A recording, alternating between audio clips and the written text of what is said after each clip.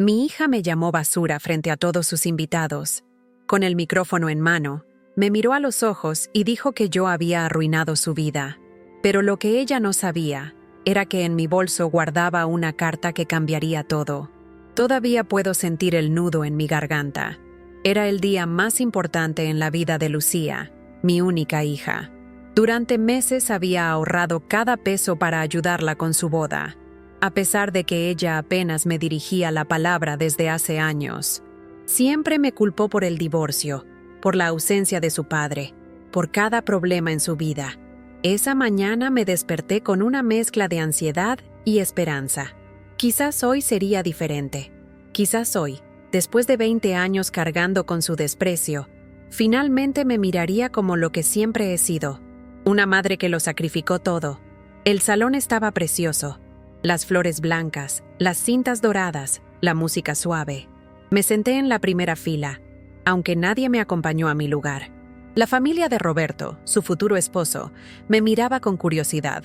Seguramente Lucía les había contado su versión, que yo era una madre terrible, egoísta, la villana de su historia. Mi vestido azul oscuro me había costado 3 meses de trabajo extra limpiando casas ajenas. Quería estar presentable, aunque me doliera la espalda y tuviera las manos ásperas de tanto fregar pisos que no eran míos. A mis 58 años, seguía limpiando para otros mientras mi propia vida estaba hecha pedazos. La ceremonia fue hermosa. Lucía resplandecía en su vestido blanco. Se parecía tanto a mí cuando era joven, antes de que la vida me golpeara una y otra vez. Cuando la vi caminar hacia el altar, no pude evitar que las lágrimas rodaran por mis mejillas. A pesar de todo, seguía siendo mi niña. Después llegó la recepción. Mesas elegantes, champán, risas. Me sentaron en una mesa alejada, con algunos primos lejanos que apenas conocía. Nadie me preguntó si me sentía bien, si necesitaba algo. Era un fantasma en la boda de mi propia hija.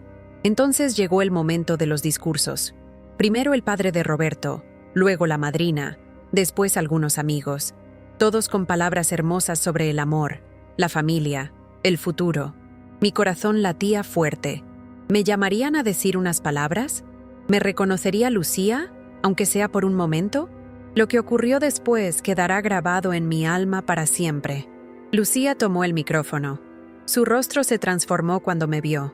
También quiero decir algo sobre la familia, comenzó. Todos guardaron silencio. Sobre lo que significa superar el abandono y la negligencia. Su mirada se clavó en mí como un puñal.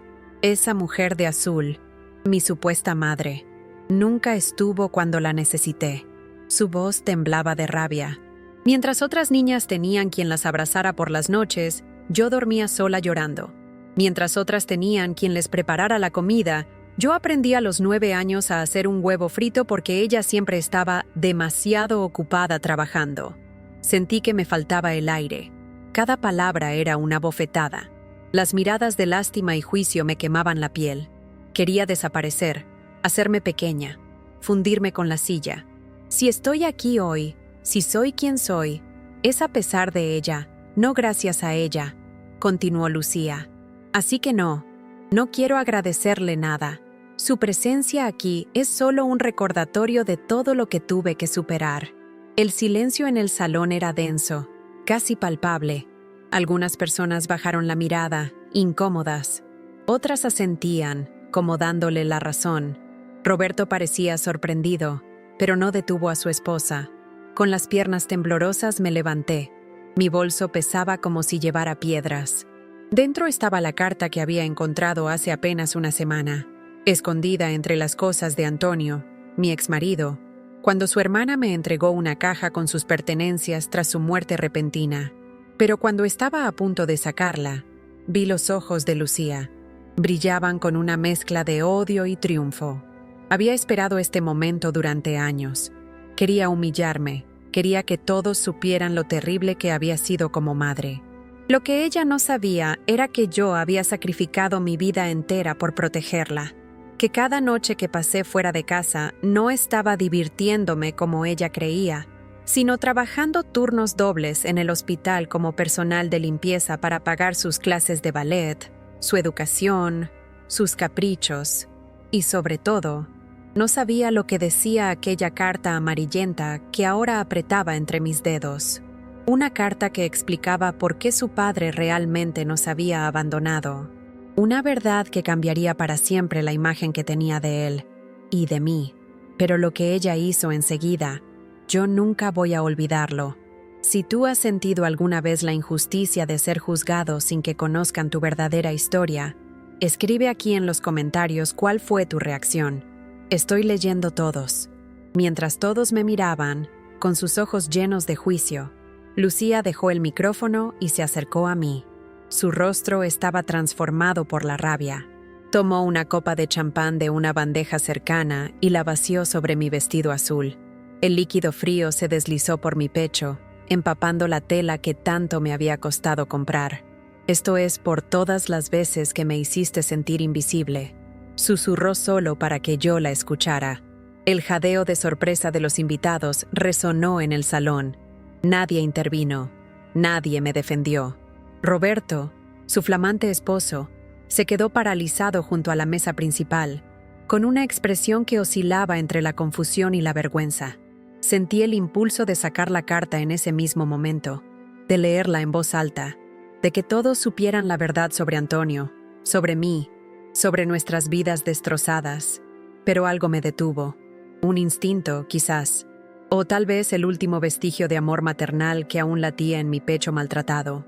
Con el vestido arruinado y la dignidad por el suelo, caminé hacia la salida. Cada paso era un esfuerzo sobrehumano. Sentía las miradas clavadas en mi espalda, los murmullos, la música que seguía sonando como si nada hubiera pasado. Al llegar a la puerta, me giré por última vez.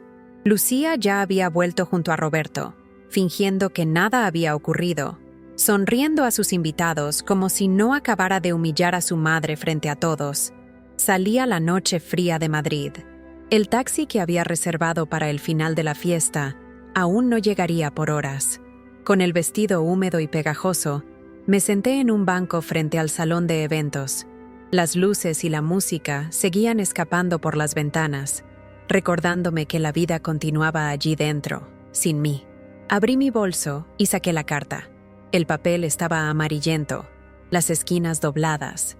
La letra de Antonio, tan familiar y a la vez tan lejana, me transportó 20 años atrás. Carmen, comenzaba. Para cuando leas esto ya me habré ido. No puedo seguir viviendo esta mentira. Cerré los ojos, incapaz de continuar leyendo. Recordé el día que Antonio se fue. Lucía tenía solo 12 años. Estaba en esa edad difícil, cuando una niña más necesita a sus dos padres.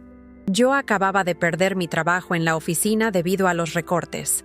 Antonio había estado distante durante meses, pero nunca imaginé que nos abandonaría. Aquella mañana, Lucía se había ido al colegio con su mochila rosa y su coleta perfecta. Antonio esperó a que saliera para decirme que ya no me amaba, que se iba con otra, que vendería nuestra casa y que nos daría la mitad. 2 horas después, ya había vaciado su armario. Lo que nunca le conté a Lucía fue que al día siguiente perdimos todos nuestros ahorros. Antonio había vaciado la cuenta conjunta antes de irse.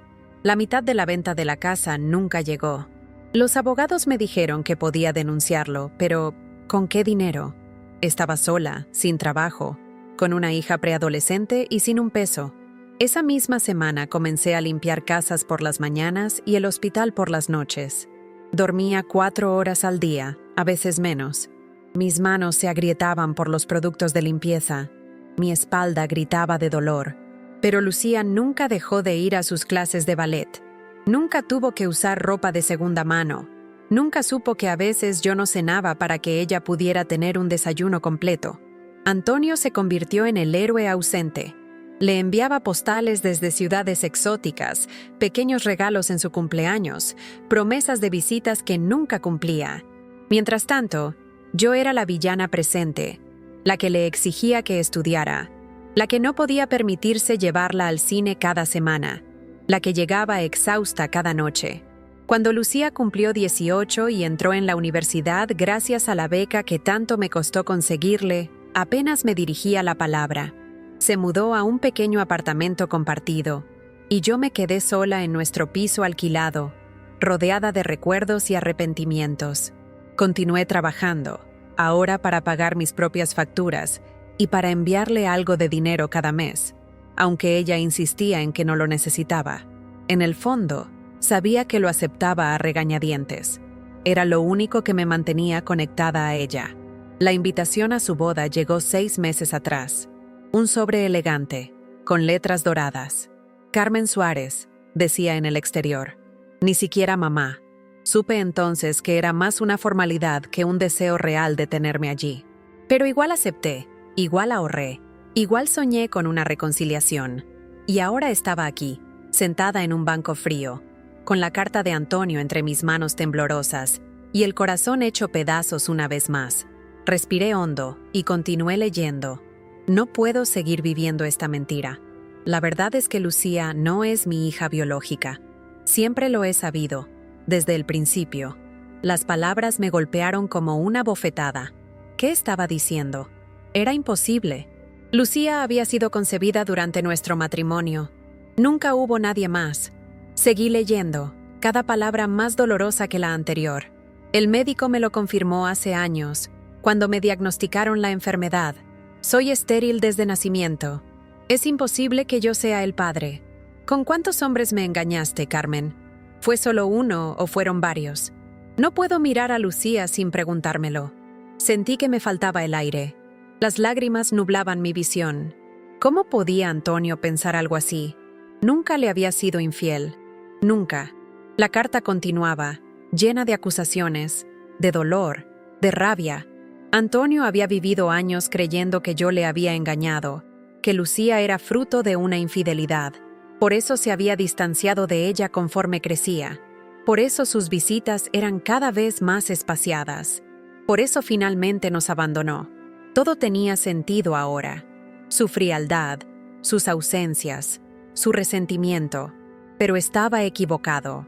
Completamente equivocado. Recordé entonces mi visita al médico 3 meses atrás, después de años postergando chequeos por falta de dinero y tiempo. El doctor había encontrado algo extraño en mis análisis de sangre. Más pruebas revelaron la verdad. Padecía una rara condición genética, una condición que, según el médico, podía afectar los resultados de ciertas pruebas médicas, incluidas las de paternidad. Saqué de mi bolso el informe médico que llevaba conmigo, planeando mostrárselo a Lucía en algún momento de la boda. Lo coloqué junto a la carta de Antonio. Las piezas encajaban ahora. El médico que había diagnosticado a Antonio se había equivocado, o más probablemente, mi condición genética había alterado los resultados de alguna prueba. Antonio había vivido y muerto creyendo una mentira. Yo había soportado años de desprecio por parte de mi hija basado en otra mentira. Y ahora Lucía me odiaba por razones construidas sobre falsedades. El peso de esta revelación me aplastaba. Tenía en mis manos la verdad que podría cambiar todo, que podría hacer que mi hija me mirara con otros ojos, pero también podría destruirla por completo, destruir la imagen que tenía de su padre, el héroe que nunca estuvo pero que ella adoraba. Un taxi se detuvo frente al salón. Una pareja de ancianos salió de la fiesta y se subió a él. La música seguía sonando dentro. Mi hija seguía celebrando el día más feliz de su vida, sin saber que yo estaba afuera, sosteniendo su verdadera historia entre mis manos, hasta que, en el silencio de aquella noche, algo ocurrió. La puerta del salón se abrió de golpe. Una figura salió apresurada, mirando a ambos lados como buscando algo, o a alguien. Era Roberto, el recién estrenado esposo de mi hija. Su corbata estaba torcida y tenía el rostro enrojecido, como si acabara de discutir. Me vio sentada en el banco y se detuvo. Durante unos segundos nos miramos en silencio. Esperaba ver desprecio en sus ojos, tal vez incluso satisfacción por lo ocurrido. En cambio, vi algo inesperado. Vergüenza. Señora Carmen, dijo acercándose lentamente. Lo que pasó ahí dentro no debería haber ocurrido. Guardé rápidamente la carta y el informe médico en mi bolso. No quería que nadie los viera, al menos no todavía. No te preocupes, respondí con una voz que no parecía la mía. Es tu día. Vuelve con tu esposa. Roberto negó con la cabeza. No puedo volver como si nada. Lo que hizo Lucía, yo no sabía que iba a hacer eso. Nunca me lo dijo. Lucía tiene sus razones para odiarme, dije, aunque cada palabra me dolía como una herida abierta. Él se sentó a mi lado en el banco. Olía a colonia cara y a champán. Ella me contó muchas historias sobre usted, sobre cómo la abandonaba por las noches, cómo nunca tenía tiempo para ella, cómo prefería trabajar que estar con su hija. Sentí una punzada de dolor, pero también de rabia. ¿Así me había descrito Lucía? ¿Como una madre que prefería trabajar antes que a su propia hija? ¿Te contó también por qué trabajaba tanto? Pregunté con una calma que me sorprendió a mí misma. ¿Te contó que su padre nos dejó sin un centavo? ¿Que tuve que limpiar casas y hospitales para que ella pudiera seguir con sus clases de ballet? ¿Para comprarle los libros del colegio? ¿Para que pudiera ir a la universidad? Roberto me miró con sorpresa. Ella me dijo que su padre les enviaba dinero cada mes, que usted nunca le dejaba verlo porque lo odiaba. Solté una risa amarga. ¿Dinero? Antonio no nos mandó ni para un par de zapatos. Desapareció con nuestros ahorros y nunca volvió. Pero las postales, los regalos en sus cumpleaños, migajas de atención para mantener su imagen de padre perfecto a distancia. Respondí. Mientras tanto, yo era la que estaba ahí cada día, destrozándome para que ella pudiera tener una vida normal. Roberto se pasó la mano por el cabello, visiblemente incómodo. Esto no coincide con lo que Lucía me ha contado durante años. Por supuesto que no, dije. Es más fácil odiar a quien está presente que aceptar que quien te abandonó no te quería lo suficiente. Un silencio incómodo se instaló entre nosotros. La música seguía sonando dentro del salón.